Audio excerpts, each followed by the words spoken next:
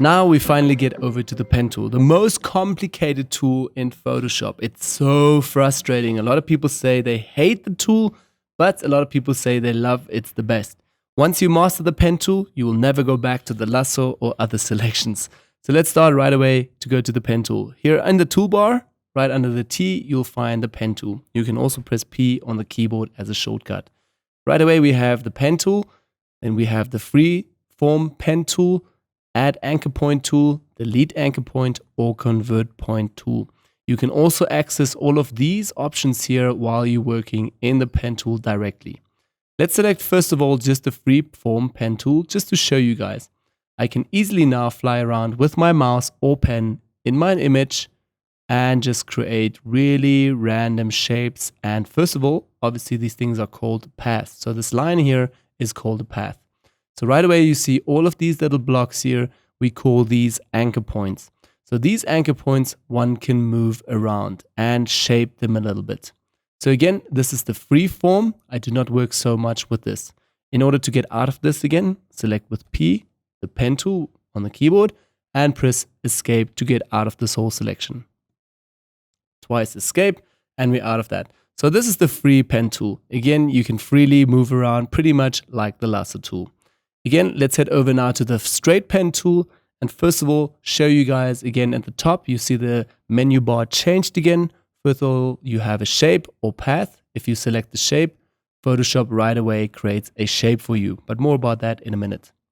Let's actually go back to history and just go back to the normal pen tool. Okay, so select shape here. The fill, you can just leave to transparent. But let's go to path, excuse. Okay, so now we are back to path. Just the normal options here. Again, you have a few more options here, which you can also use again with shortcuts or down here with anchor points to add. All right, so let's get started right away to not make it too complicated. Let's say, for instance, I want to cut out now the glasses here and make a really nice round selection. Then I'll select the pen tool. I'll press Z, zoom in really closely, press again P for the pen tool. And first of all now, place an anchor point, meaning I'll just click once with the mouse. Click. Right, so now the pen tool is still active. And now you are deciding in which direction you're going. Are we going to go up, down, left, or right? We want to go left, so we basically want to cut out this whole glass here. Then it means now that you now have to click again, but keep on holding. It's very important. If you don't, it's just a straight path. So let's press Command Z, go a step back. Click once again, keep on holding. And now you drag the mouse. You drag, and you can drag into any direction. Just go around like a clock here. Move around like a clock, and right away you see the path changes all the time. It gets different positions and different directions. So once we move this over here, keep on holding, don't drop it. You stretch it out and you stretch it further away and try to just make a really nice path around that round shape. And once you're good, you can just drop it. Right, so now, currently, you have selected that the path goes into the left direction and it will continue with this path over here. But now this is quite strong. If I put another anchor point here, the curve will be quite strong and it's difficult to work with this again. If you're already advanced, this is a bit easier. But I want to show you guys the next step. I'll just go one step back again. So we just have this anchor point here. Now, while you're working with the pen tool, hold Alt, go over to this area, and right away you also change here into the convert point tool via holding again the pen tool. So hold Alt, go over to this area here, and move this direction from the new path here a little bit closer. And also if you want to go to this direction, then move the direction. This is the new outgoing direction. So again, if I'm going to click now over here, you'll see that my path actually goes first into this direction. Let's go a step back. I'll show this once again. Just move the outgoing direction to this side and over here, and right away you will see the path goes into this direction. This confuses a lot of people. Let's go another step back again. Hold Alt again on the keyboard, keep on holding it, and I'll move this direction right away into the new one I want to go and shorten it as well. Okay, now I'm going to click, and right away it's easier for me to convert this again with a nice path onto this round shape. Again, I'll drag it and drop it.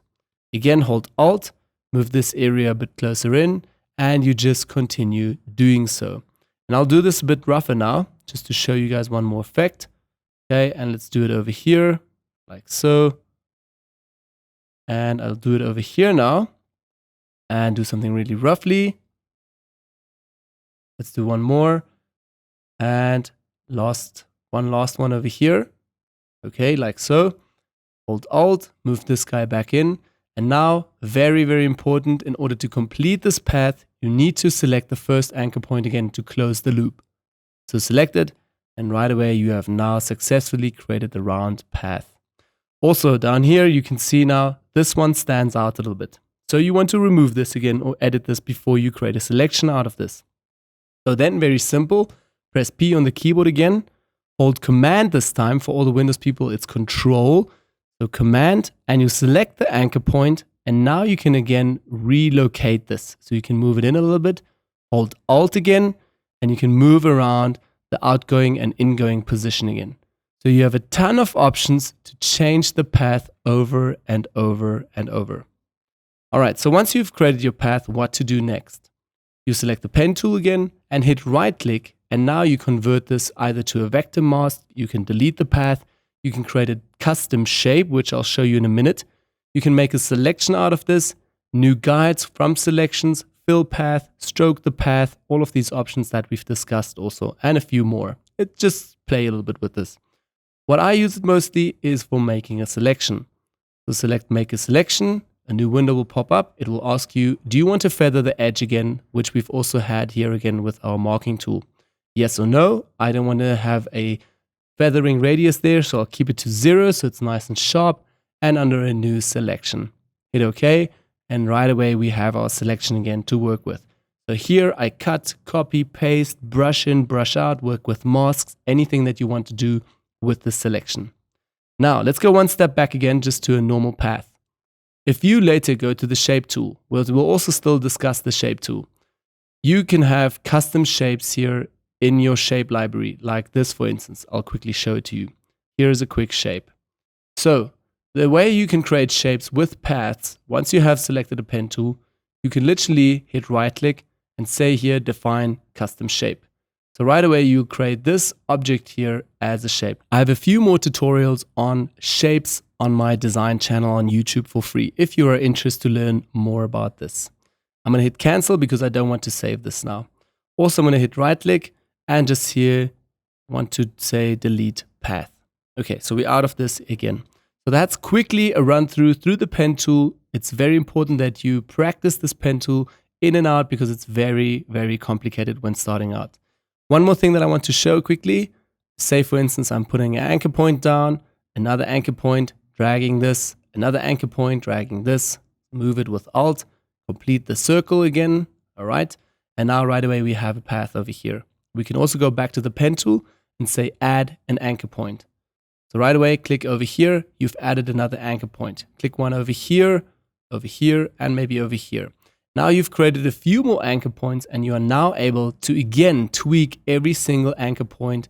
Just go back to the normal pen tool, hold Alt, and you can now select all of these areas as directions to in and out and change and create a really unique path. Also, if I move over this, you'll see it goes right away into the subtract the anchor point. So have a look at next to the pen tool is a small minus. If I click this, it will subtract that anchor point and it will right away try to create a new shape. It will always try to make a loop with the pen tool. And over there, we're back to start. So again, a few more options to work with this. Great, so that's just the normal pen tool. I normally use it again to cut things out and to copy paste certain areas that I need to be very precise with. And also for a design purpose, let's also head back here to pen tool.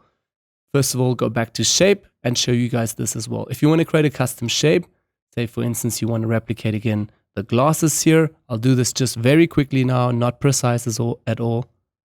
I'll just go like this, hold Alt, move that area in. Do the same over here, hold Alt, move that outgoing area in, and this over here. Again, I'm constantly keeping on holding and dragging. Okay, so this is the area that I want to fill. Again, first of all, I'll choose a new color under fill.